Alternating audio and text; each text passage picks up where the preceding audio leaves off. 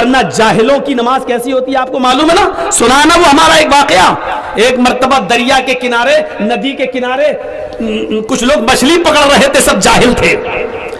اب نماز کا ٹائم ہو گیا ظہر کی، تو کہا چلو نماز پڑھ لو. دریا ندی کے پانی سے وضو بنایا، ایک امام بن گیا، 3 مقتدی بن گئے. امام قبلہ کہاں ہے سمجھ میں نہیں آ رہا ہے، یہ نہیں سورج جہاں ڈوب رہا ہے اس کو دیکھ لیں کہ یہاں قبلہ نہیں.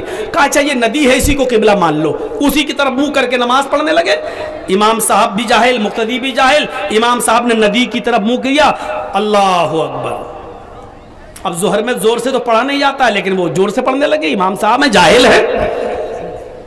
الحمدللہ رب العالمین الرحمن الرحیم مالک یوم الدین ایاک نعبد و ایاک نستعین، یہاں تک گاڑی صحیح چلی.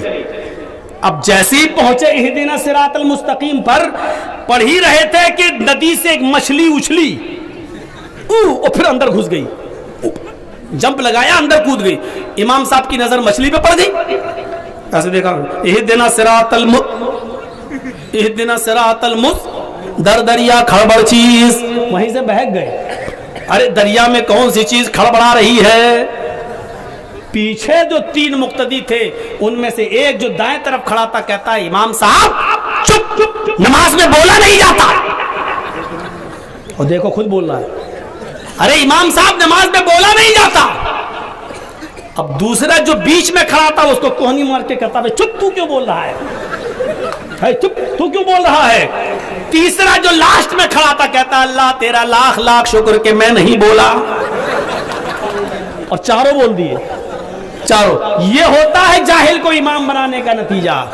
اپنی بھی امام نماز خراب کر رہا ہے، 3 مقتدیوں کی بھی نماز خراب کر دی، اور وہ سمجھ رہے ہیں کہ بہت بڑی بات ہو گئی ہے.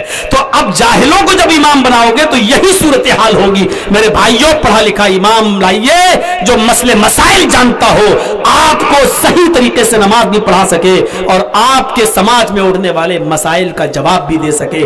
مدنی عالم، سلفی عالم، اچھا پڑھا لکھا عالم آپ لائیے، اور اس کے لیے سماج کے لوگوں کو چاہیے کہ اس کے بھی بیوی بچے ہیں، اس کے لیے اچھی تنخواہ کا انتظام کریں. جب وہ آپ کی رہنمائی کر رہا ہے تو آپ بھی اس کا خیال رکھیں اور اچھی تنخواہ دیں تاکہ اس کو ادھر ادھر کچھ کرنا نہ پڑے اور سیدھا وہ مطالعہ کرے، پڑھے، قرآن و حدیث پڑھے اور پھر آپ کو اس کا جواب دے.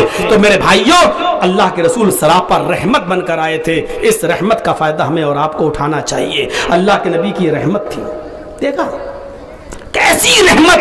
آپ نے امام تک کو منع کر دیا کہ نہیں تم لمبی نماز نہیں پڑھا سکتے ہو، تم بڑی نماز نہیں پڑھاؤ گے.